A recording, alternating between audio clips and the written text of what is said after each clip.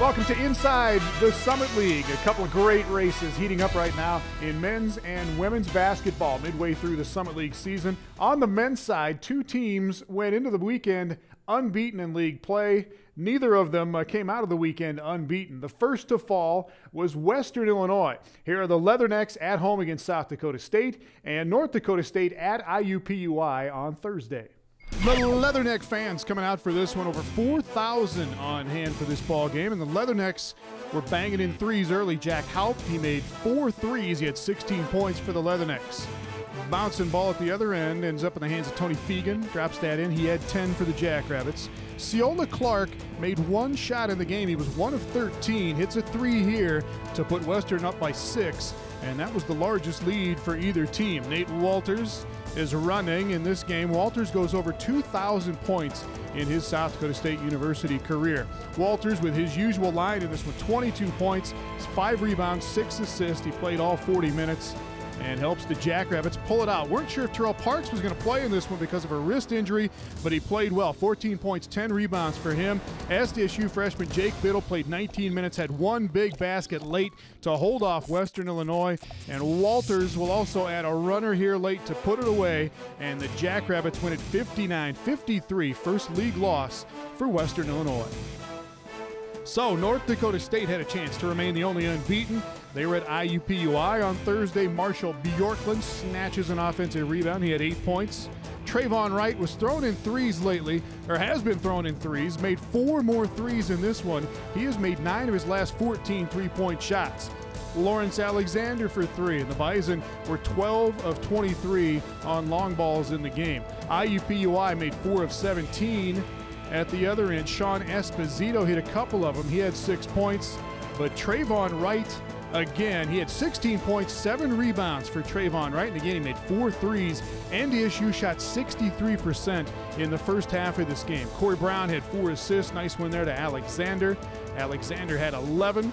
And then Chris Kading off the bench here. Again, the Bison playing without Taylor Braun, out with a broken foot, but Kading had 4 off the bench. And speaking of off the bench, Mitchell Patton off the Jaguar bench. He had 17, only guy in double digits for the Jags.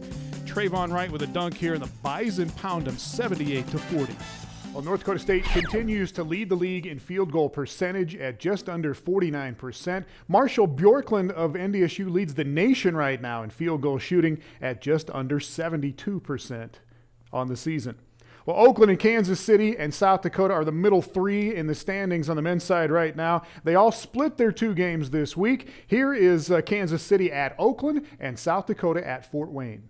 Oakland riding a 9-game home winning streak going into this game, and both teams were knocking in threes. Thomas Staten for Kansas City, he had 8 points. Travis Bader at the other end, he was 5 of 11 on threes, had 30 points, 23 of those in the second half for Bader.